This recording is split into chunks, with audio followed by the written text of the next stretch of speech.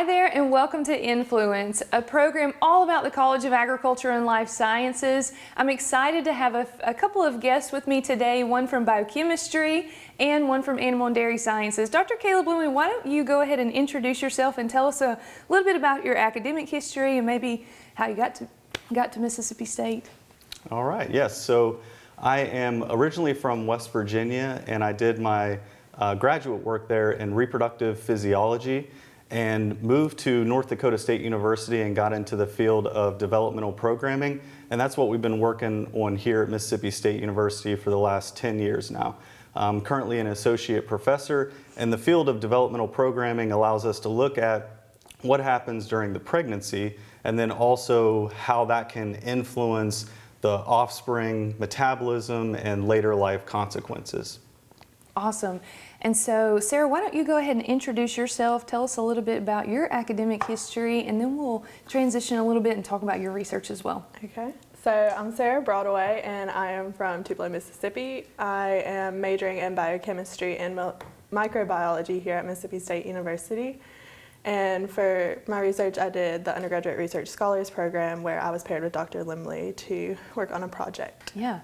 So Dr. Limley, you mentioned earlier about the fetal programming nature of the work that you do. And so I'd like to allow our audience to learn a little bit about some of the human applications of some of that. So could you speak a little bit about maybe first from what the importance of this type of research is for the animal industries, but also then for the human medical field as well?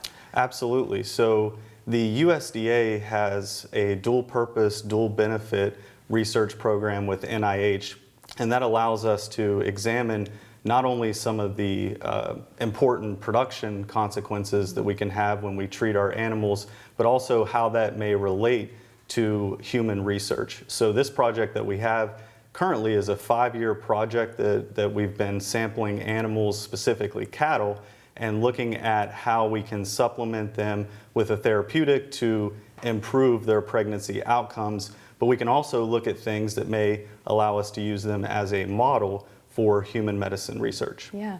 So Sarah, as a biochemistry and microbiology student, you're also pre-med from what I understand. So why don't you talk about maybe the specifics of your undergraduate research scholars project that you've just finished, you've just completed that. Talk about maybe how you have used that program and that learning opportunity to prepare you for medical school. The URSP program allowed me to actually work in a research lab, and I was able to develop lab skills such as staining and work on a cryostat machine, and it just provides a greater insight into looking at things like pancreatic tissue and kidney tissue, and it's not something that you necessarily would get just working in classes. So I think this is helping a lot with lab experience, which hopefully I'll continue to do through my undergrad, and it'll carry over into med school. And I understand that you work specifically with melatonin. Most of us, when we think about melatonin, we think about that sleep aid, if you will. There's a lot of products on the market to help with sleep, but could you speak just a little bit about what you're finding maybe with some of the research that you've done specifically for melatonin? Yep, absolutely. So kind of a general picture on the melatonin side is if we supplement animals with that dietarily, and look at how that potentially affects fetal growth and then birth weight of those animals, we can actually improve those pregnancy outcomes compared to something like a compromised pregnancy. So within this model, we had a PhD student, Azuli Contreras, who worked on this project and nutrient restricted some cattle, which compromises the pregnancy, and then we can supplement back that melatonin to try to improve those outcomes and negative consequences that we have with that nutrient restriction. So it is definitely a hormone that we think about when we're thinking about the sleep-wake cycle, and some people may go to CVS or Walgreens and purchase melatonin, and it's a fairly cheap product that we can give, so there is some economic benefits to using it as a supplement compared to some of the other more expensive ones. And I like the fact that again, we're really talking about research endeavors that benefit not only cattle producers in this particular situation where there may be times of nutrient scarcity, a drought situation, for example, where you mentioned that those animals may be, there's some dietary restrictions there. And so being able to come up with a system, if you will, like a solution for cattle producers to be able to improve the efficiency and the overall output of their livestock is a really good thing. And people are probably really curious to hear more about that. So. Absolutely. Sarah, I want to congratulate you. You are our recent first place winner for the Undergraduate Research Scholars Program. So congratulations, you put in a lot of hard work. And I want you to talk about, again, maybe from this research perspective, but I really love to see the faculty mentor, and then we have students that are mentees in this situation. You really have an amazing asset sitting right next to you, and you've been able to work alongside Dr. Limley.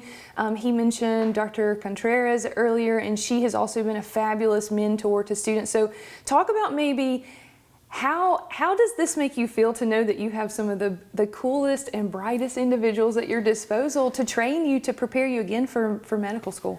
It's honestly just like, it's really good feeling, like, because I know a lot of times, like, with professors, like, as a student, like, you feel like there's, like, this barrier, like, you don't get to know them, but actually coming in and be able to work with Dr. Contreras and Dr. Limley, I was able just to talk to them, like, as, like, kind of an equal, like, of course they know more than me, but I felt like I could ask any question, and I know that, you know, there's never a dumb question. I would say something or ask something, and they would always just explain it and take their time, and that's just very encouraging as a student coming in, and I know that they'll always help me if I need anything, so always come for them and ask for help. Dr. Limley, could you speak maybe from the mentor perspective on how the URSP, the Undergraduate Research Scholars Program, has allowed you maybe to invest in our students and provide them hands-on learning opportunities, but also really we're preparing students as agricultural professionals, as future medical professionals. What's that like from your point of view to be able to mentor in such a way?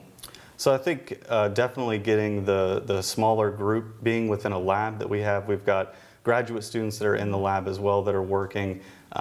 Being in that smaller group dynamic allows some of that interaction where we can really go through the process and think about how we're collecting data, and then also really exciting is analyzing that data. And specifically with Sarah's project, when we sit down and started looking at some of the outcomes, there was lots of interesting responses, and I think that always happens in research. Sometimes we go in thinking that we're going to have a hypothesis and everything's going to turn out the way we expected, but there's always some unexpected results, and I think that's really great to see with the students when they go through their first research project and kind of take it all the way out to disseminating it and then having a poster presentation with it. So and continued future work as well. So sometimes students will get the opportunity to stay in the lab a little bit longer if they want to and gain some more experience as well. So that is a really great thing with the program, and definitely having that extra money that we get with the URSP program, it helps because research does cost that money. Yeah, sure. What about things, maybe characteristics, skill sets? What do you look for in an undergraduate research scholar, potential scholar? I think potentially with the work that we do, we have some that is more hands-on out at the farm where we're working with animals, and then sometimes we have more laboratory work where we can go through some of the histology. So usually I will reach out to a student and try to figure out where their interests are, what do they want to gain out of this, and if they want some of the more laboratory-oriented experience, then they can do that with us as well. But that doesn't mean that we won't invite them out to the farm if they want some of that farm experience, even if they're not in animal and dairy sciences. So that will definitely broaden them out. Well, we talk a lot about the value of experiential learning and those opportunities, especially in the College of Agriculture and Life Sciences, that our students, I mean, we could just talk about this all day long about those learning opportunities. But Sarah, what word of advice or words of advice would you give a prospective student who's considering doing research? You know, you kind of maybe sitting on this fence like, I'm not sure if that's really what I want to do. What words of encouragement would you give to someone who's potentially considering undergraduate research scholars program?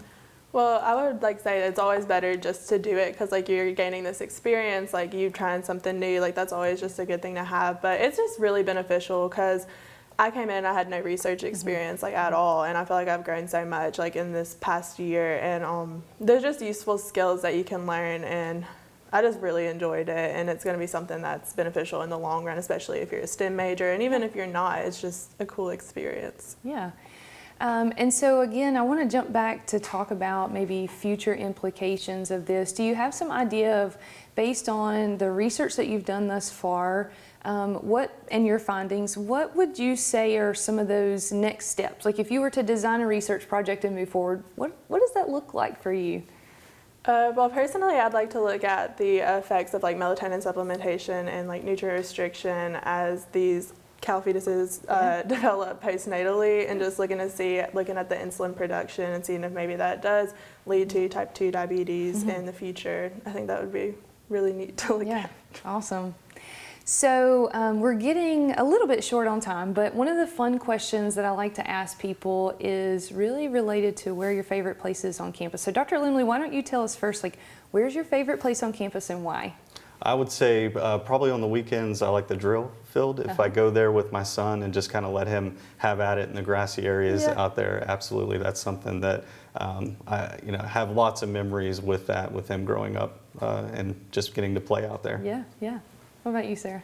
I really like the Chapel of Memories. I think it's really peaceful, and it's just very quiet, especially with the little river and the fountains and stuff. So I like to go there whenever I can just sit and have time just to think. Yeah, and it's probably a good place as a student to just be able to go and reflect, but also just to wind down from time to time and have some quiet time to prepare for classes. We keep our students busy around here a lot of times, but just to be able to sit back and relax a little bit and do some reflection, I think, is important too. One final question for both of you. We talk a lot about the bulldog family.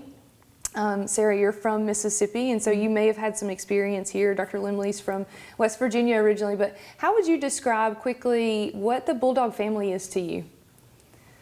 I would definitely say just getting to interact with people and kind of having that close-knit kind of family oriented aspects with everybody that I work with. Colleagues are always helpful, and absolutely love that.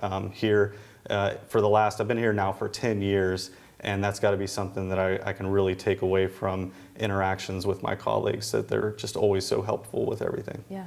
How about you, Sarah? I know with students, like, it doesn't matter what major you're in, if you meet someone, there's always just this bond, like going to Mississippi State, and especially like even outside of campus. I know I'll be wearing like a Mississippi State sweatshirt somewhere, and I'll have these like random people come up to me and be like, "Hail State!" So it really is just like a big community, whether it's just people that go here or people that went here. Yeah. Well, that's going to do it for this episode of Influence. We hope you'll join us next time.